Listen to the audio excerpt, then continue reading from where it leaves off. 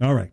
Since it's President's Day and it's a day to honor the leaders of our great country, I feel it's important to say that right now, considering the events across the world. And some people don't get those guys are not our friends.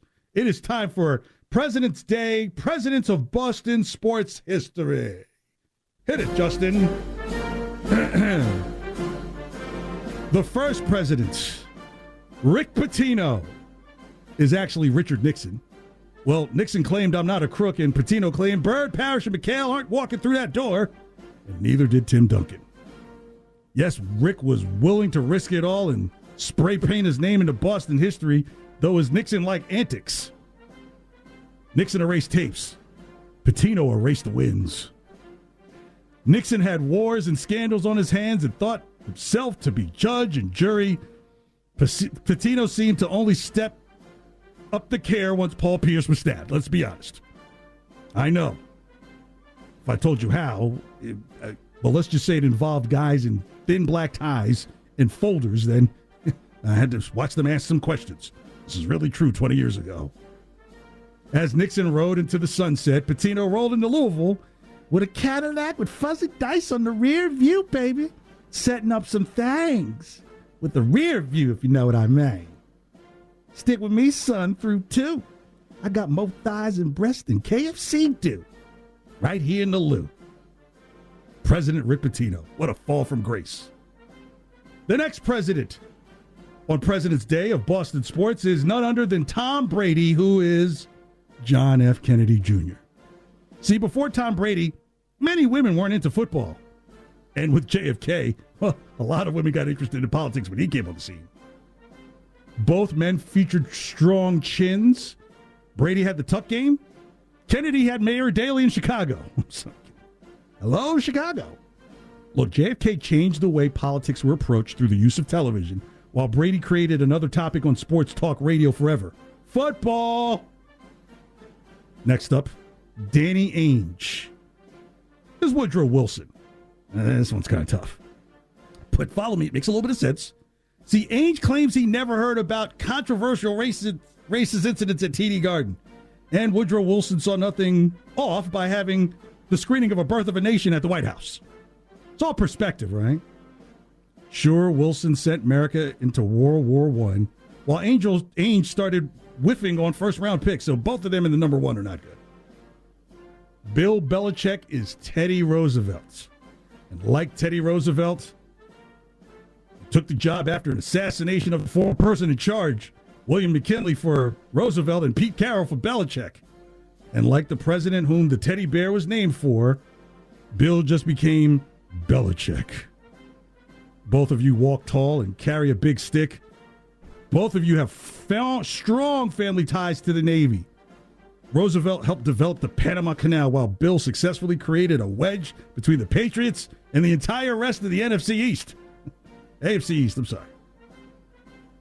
David Ortiz is Barack Obama. Now, most people would think I would have said Bill Russell is Barack Obama, but follow. As Barack Obama, it's Poppy, and like Obama, people wondered, how did you come out of nowhere and suddenly start a Hall of Fame career? Now, some question Obama's birthplace, while some question Poppy's urinalysis. Both of them happen to be left-handed and are impressive when you shoot your shot. So I have to be careful with that one, because both of you provided to some a lot of hope and skepticism from others. And last, Larry Bird is Abraham Lincoln. Now, Lincoln signed the Emancipation Proclamation, and while Bird didn't show up to the Celtics right after he signed, but just like Lincoln's delayed justice hit like a brick on Juneteenth, Larry helped turn around a dire situation quickly. Ironically, both Bird and Lincoln were not liked by some sectors of American society. For Bird haters, they suddenly clung to the Lakers, while Lincoln was done in by an overzealous activist actor. The difference? Bird had the respect of his peers and his game, while Lincoln became the first divisive subject of cable news before there was cable news. Or the way that Bird's name is used as a punchline to say something about Boston. And there you have the presidents of President's Day, Boston sports history. You know, tomorrow is 2-2-2-2-2-2-2. Is that 7 twos? Well, all twos tomorrow, Justin. So tomorrow, in honor of the ones who did make presidents, I will salute the number twos tomorrow on the late night show when I'm back tomorrow night at 10. So there's a little bit of a history lesson there, right? Bird kind of freed the Celtics from dire years that were on the way and was hated by so many. Like, how y'all suddenly become Laker fans when they've been the opponents all these years? Don't you see who the head coach is now? You can't get behind that. Boy, people gave it bad to Bird around the country. Well, you're throwing Bird in there because he was busting people's asses. That's why. Those players knew it. They were not dumb. But the fan base, you know, outside of Boston, who didn't like the Celtics, they just used it.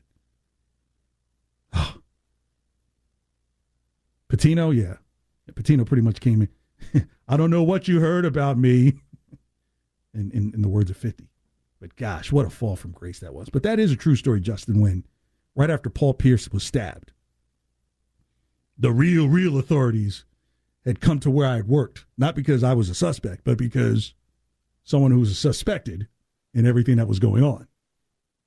They wanted to know about some things. I was like, oh my God, I am scared. I've never had the law come to my job. It's interesting. Maybe that's redacted. How long does it take to redact? I don't know. If I'm not here tomorrow, you know what happened. The final hour of Mud at Night. KJ filling in next here on WEEI.